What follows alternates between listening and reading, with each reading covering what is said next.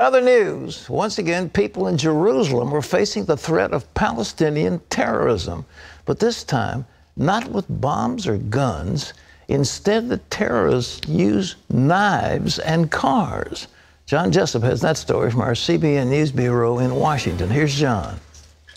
Pat, Israel says the Palestinian Authority is behind a sharp increase in terror attacks because Palestinian leaders accuse Israel of trying to destroy the al-Aqsa Mosque. On Tuesday, 2 Palestinians apparently took that message to heart when they killed 2 Israelis. Chris Mitchell brings us the latest from Jerusalem. Palestinians tweeted, "The knife intifada has begun." Knife-wielding Palestinians murdered 2 Israelis in separate terror attacks on Monday. A terrorist stabbed a 20-year-old soldier to death at a Tel Aviv bus stop in the afternoon. A few hours later, another terrorist stabbed a 26-year-old woman to death at the same bus stop where 3 Israeli teenagers were kidnapped and murdered by Hamas terrorists in June. They're the latest in a series of Palestinian terror attacks carried out using everyday items like cars and knives to murder Israelis. Israel blames the Palestinian Authority for inciting Palestinians to terror. This incitement calls for the use of all means, as they call it, in order to make sure that Jerusalem, and especially the Temple Mount, is clean from Jews. Yossi Cooperwasser from the Ministry of Strategic Affairs told journalists earlier that speeches like this one by PA President Mahmoud Abbas, known as Abu Mazen, is causing the trouble. It is not enough for us to say that there are defenders. We must all become defenders of al-Aksa. It is not enough for us to say the settlers might come to al-Aqsa Mosque. They did come, and they must not be allowed in the complex. We must prevent their entrance into the complex by any means possible. Hamas, which is part of Abbas's Palestinian government, was more explicit.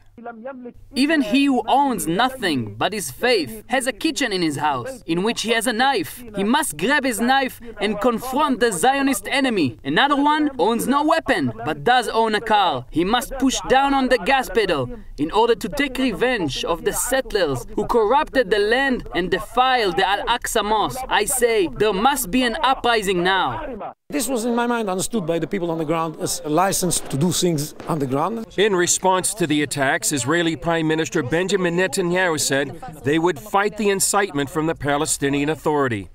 Those who protest against the state of Israel and in favor of the Palestinian state, I say to them, simply move there, to the Palestinian Authority or Gaza. I promise you that the state of Israel will not make it difficult for you. But for those who stay here, we will make it difficult if you are a rioter or a terrorist.